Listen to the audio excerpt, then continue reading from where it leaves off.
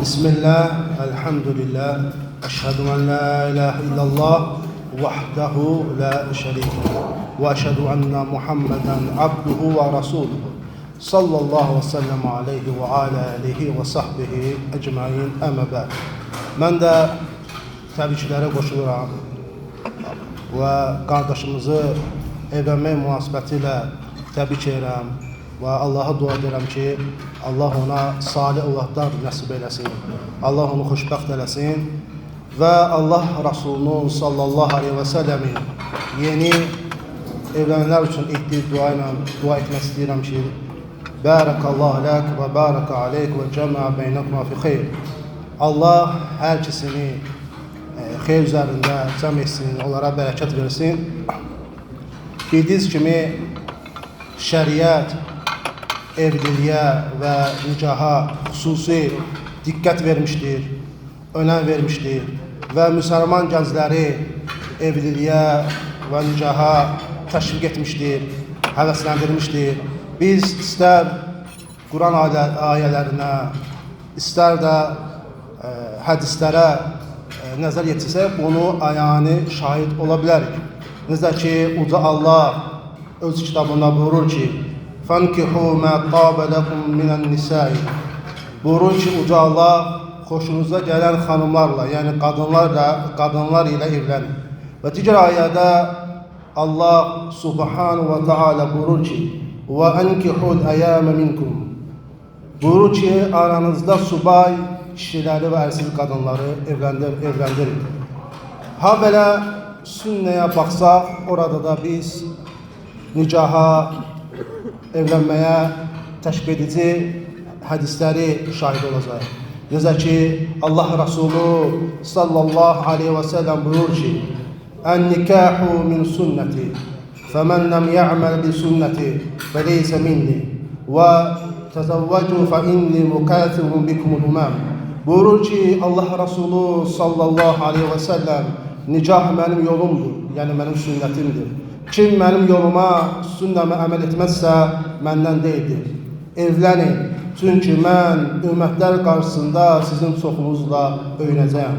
Və digər hədisə baxsaq, Ənəs ibn Malikdən, radiyallahu anhdan rəvayət olunur ki, belə demişdir. Bir dəfə 3 nəfər Peyğəmbərin sallallahu aleyhi ve sellemin evinə gəlib, onun əhli həyalından Peyğəmbərin ibadəti barəsində soruşdu. Bu haqda onlara xəbər verdikdə, onlar etdikləri ibadətin az olduğunu güman edib belə dedilər.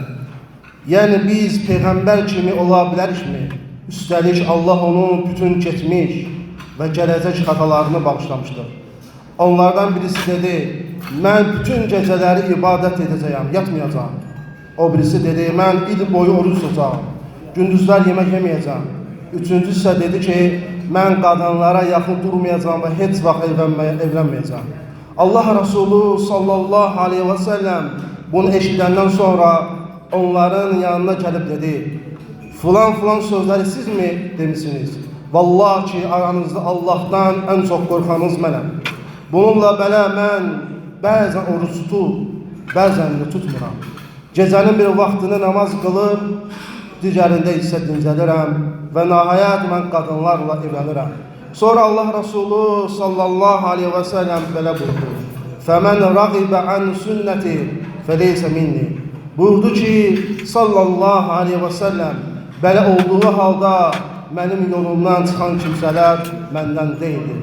Və gördüyünüz kimi, həm ayələr, həm də hədislər bizi, yəni müsəlman gəncləri evlənməyə təşviq edir, həvəsləndirir. Çünki evlilikdə və nicahda böyük hikmətlər vardır, faydalar vardır. Uca Allah öz kitabında buyurur ki, وَمِنْ آيَاتِهِ أَنْ خَلَقَ لَكُمْ مِنْ أَنْفُسِكُمْ أَزْوَاجًا لِتَسْكُنُوا إِلَيْهَا وَجَعَلَ بَيْنَكُمْ مَوَدَّةً وَرَحْمَةً إِنَّ فِي ذَلِكَ لَآيَاتٍ لِقَوْمٍ يَتَفَكَّرُونَ Buyurur ki, Uca Allah ünsiyyətdə rahatlıq tapasınız deyə sizin üçün özünüzdən zövcələr yaratması, aranıza məhəbbət və mərhəmət salması da onun dəlillərindəndir. Həqiqətən bunda düşünən bir qövm üçün dəlillər vardır. Və alimlər deyir ki, yəni evlilikdə və nicahda çoxlu hikmətlər, faydalar vardır.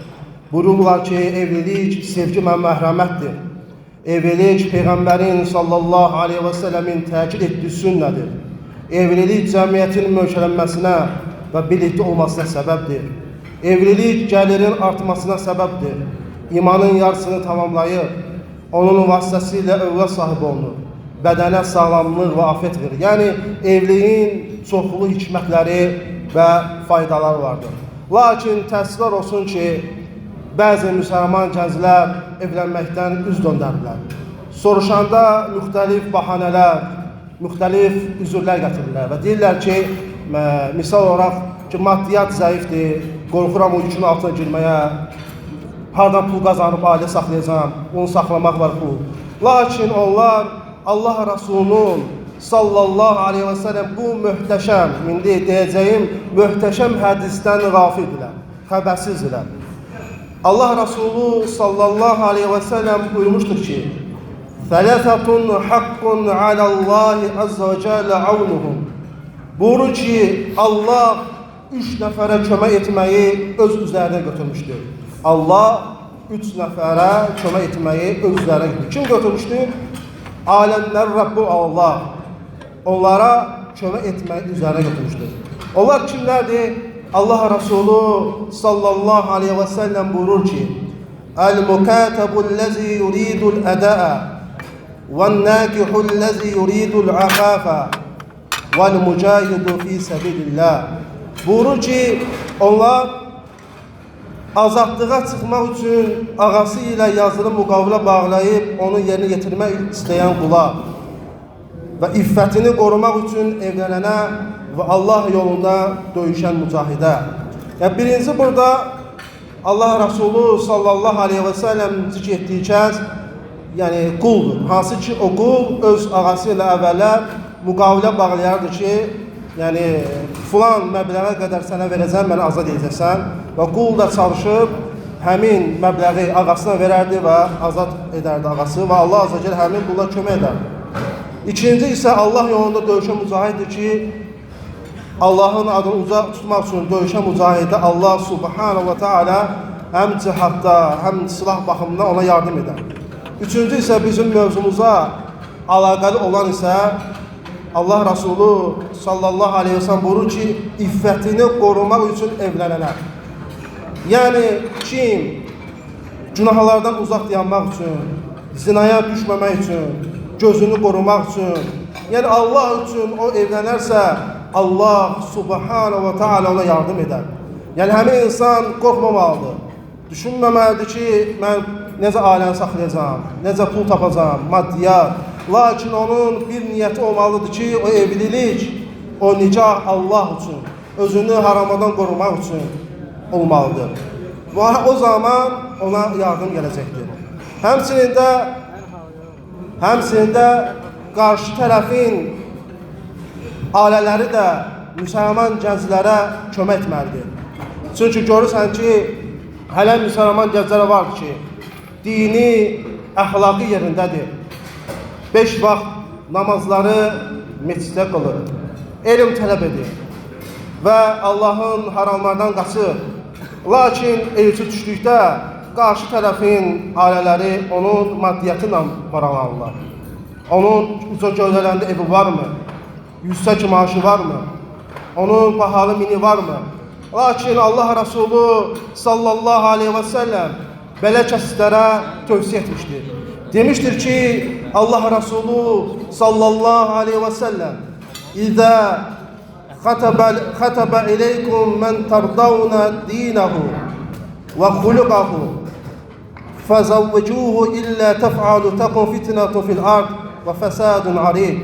Buyurmuşdur ki, sallallahu aleyhi və səlləm dinindən və əxlaqından razı olduğunuz bir şəxs sizdən qız istədikdə onu evləndirin.